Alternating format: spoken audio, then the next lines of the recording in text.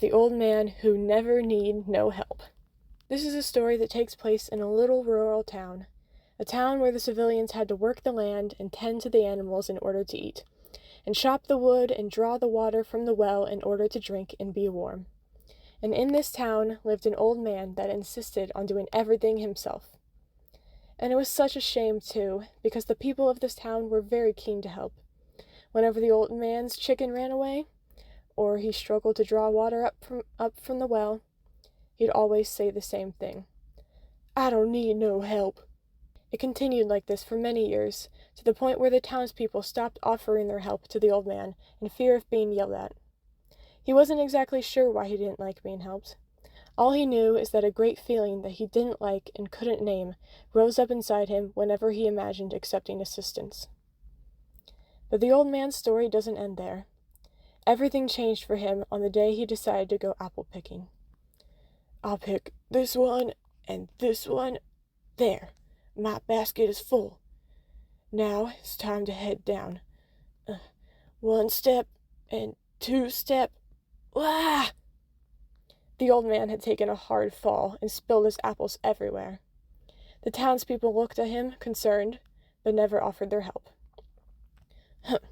"I don't need no help." The old man limped back home that evening with a basket full of bruised apples. On his way, he encountered the young widow that lived on his street. "Hello, neighbor. Come over. I have something I want to show you. Look, a rare butterfly on my pear tree." "I used to catch butterflies when I was younger. I also used to have a pear tree." "Do you like pears?"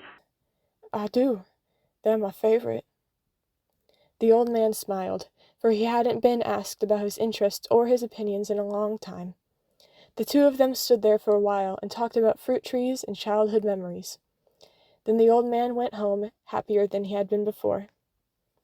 For every day in the following week, the old man walked to the well with the widow. They talked about all sorts of things that interested them both, telling stories about their lives and sharing laughter. And whenever the man struggled with his bucket, the young widow never offered to help him, knowing it would only aggravate the old man. By the end of the week, the man felt he had a friend in the young widow. Then one day, the old man set out to bake an apple pie with a new batch of apples he'd picked. He baked and went through baskets of apples, but he just couldn't get the pie to turn out right. Then he had an idea. "The young widow might know how to bake. I can ask her." So the old man took his ruined pie over to the young widow's house and knocked on the door. "Good afternoon. What do you got there?" "Well, I was trying to bake an apple pie, but it's not turning out right, no matter what I do.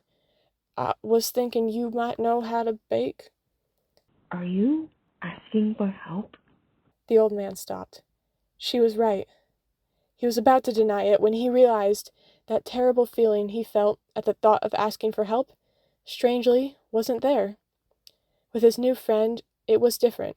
He felt okay to admit his weakness. With the young widow, he felt a freedom to be vulnerable.